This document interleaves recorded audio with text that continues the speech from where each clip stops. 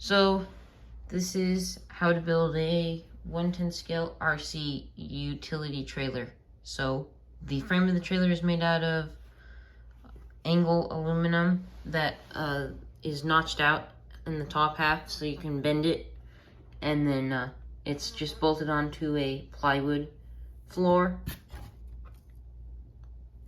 which is the deck, and then the wheels are actually just attached by a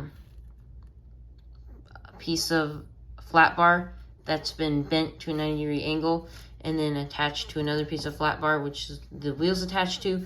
So this actually gives it suspension. When you hit a bump or something, the wheels will move. It's like that on both sides. And then this is just screwed down to the deck, which is screwed down to the frame. And then on the front, there's a little toolbox, which is, I don't know, just a little kid's toolbox. It actually opens. There's some stuff in there. And then these hitch. It's just another piece of flat bar with a hole drilled in it.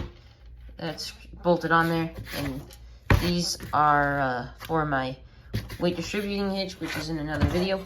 And so actually, the cool thing about this trailer with this suspension is that it actually has working suspension.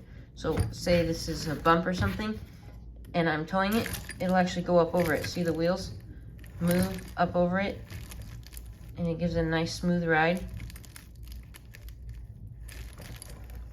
So it looks pretty cool when you're actually driving it, because it looks scale like it actually has suspension.